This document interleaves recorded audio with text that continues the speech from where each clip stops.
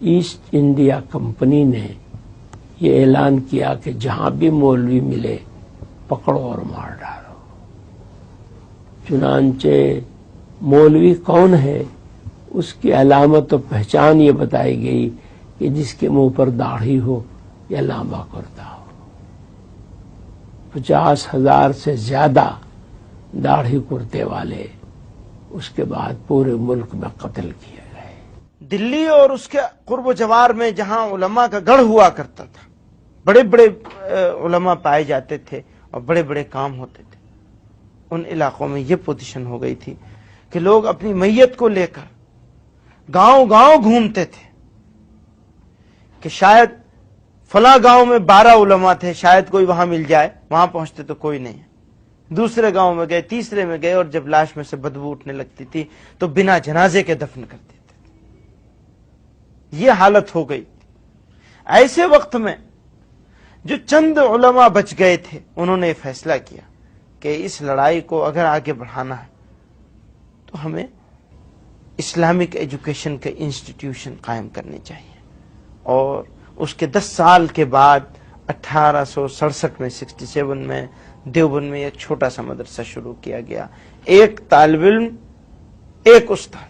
اور اس مدرسے کے وہ پہلے طالب علم تھے جن کو دنیا شیخ الہند مولانا محمود حسن دیوبندی کے نام سے جانتی ہے، جنہوں نے وہ ریشمی رومال کی تحریک چلائی اور راجہ مہندر پرتاپ کو اس کا صدر بنایا افغانستان کی گورنمنٹ ان ایگزائل کا، اور گاندھی جی کو مہاتما کا خطاب دلوایا اور آزادی کی لڑائی میں گاندھی جی کو لیڈر بنوایا.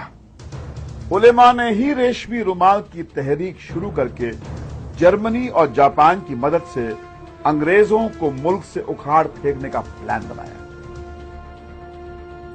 بدقسمتی سے انگریزوں کو ان کے ارادوں کا پتہ چل گیا اور علماء ایک بار پھر انگریزوں کی آنکھ کی کرکری بن گئے.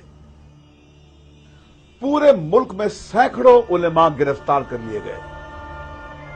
شیخ الہند مولانا محمود حسن اور ان کے چہیتے شاگرد مولانا حسین احمد مدنی کو تو گرفتار کر کے ہندوستان سے باہر مالٹا بھیج دیا گیا، جہاں کئی سال انہیں جیل کی کال کوٹھی میں بتانے پڑے. اپنی اس ناکامیابی سے علماء یہ بات اچھی طرح سمجھ گئے کہ ہنسا کا راستہ اپنا کر وہ ہندوستان کی غلامی کو ختم نہیں کر سکتے. علماء نے سن 1919 میں جمعیت علماء ہند کے نام سے ایک نئی تنظیم شروع کی اور جن آندولن کو انگریزی حکومت کے خلاف ایک نیا ہتھیار بنایا. پبلک اوپینین کو فارم کرنے میں جمعیت کا کوئی مقابلہ نہیں ہے جنگ آزادی کے. یہ سب سے بڑی چیز تھی کہ جب فیئر اتنا چھا چکا تھا لوگوں کے مائنڈ پہ کہ برٹش سرکار کے خلاف بولنا تو دور کی بات، ان کے بارے میں سوچنا بھی لوگوں نے چھوڑ دیا تھا. ایسا ذہن بن چکا ہو، آپ اپنے رولر سے اتنے مروب ہو چکے ہوں کہ آپ کی آزادی کی خواہش مر چکی ہو. ایسے وقت میں کچھ لوگ اٹھیں اور آپ کے دل میں آزادی کی خواہش کو جگا دیں، اس سے بڑا کوئی رول نہیں ہو سکتا.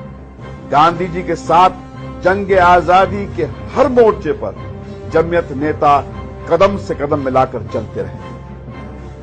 5 اگست 1942 کو جمعیت نے جب سب سے پہلے انگریزوں بھارت چھوڑو کا نعرہ دیا تو پورے ملک میں انگریزی حکومت کے خلاف لوگوں کا ایک ایسا سیلاب امٹ پڑا کہ آخرکار انہیں ہندوستان کو آزاد کرنا ہی پڑا. لیکن بٹوارے کے مدعے کو لے کر جگہ جگہ بھڑکے قومی دنگوں نے اس ہندو مسلم ایکتا کو سب سے زیادہ نقصان پہنچایا جس نے انگریزوں کو ہندوستان سے باہر کھدیڑ دیا. جمعیت نیتا مولانا حسین احمد مدنی نے پورے ملک کا دورہ کیا اور مسلمانوں سے اپیل کی کہ وہ مسلم لیگ کے بہکاوے میں نہ آئیں. وہ تو یہی کہتے تھے کہ تم لوگ دھوکے میں مبتلا اور ملک کو تباہ کر رہے ہو اور بہت بڑا قتل عام ہوگا. جمعیت تو بہت مخالف تھی پاکستان بننے کے. بہت زیادہ شدت کے ساتھ مولانا حفیظ الرحمان جو مجاہد ملت گزرے ہیں گاندھی جی کے بہت قریب تھے، بہت کوشش کرتے رہے وہ گاندھی جی سے کہ پاکستان کو تسلیم نہیں کرنا چاہیے، اور جلسوں میں بڑے بڑے جلسوں میں شدید مخالفت کرتے رہے، پاکستان نہیں بننا چاہیے۔ ان پہ انہوں نے مسلم والوں نے حملے بھی کرائے اور انہیں جو ہے کہ پریشان کرنے کی بہت کوشش کی گئی، مگر سب برداشت کرتے رہے اور مسلم لیگ کی مخالفت کرتے رہے برابر۔ ملک کے بٹوارے کے سمے سے لے کر اب تک ہندوستان میں قومی فسادوں کی کوئی 30,000 وارداتیں ہوئی ہیں۔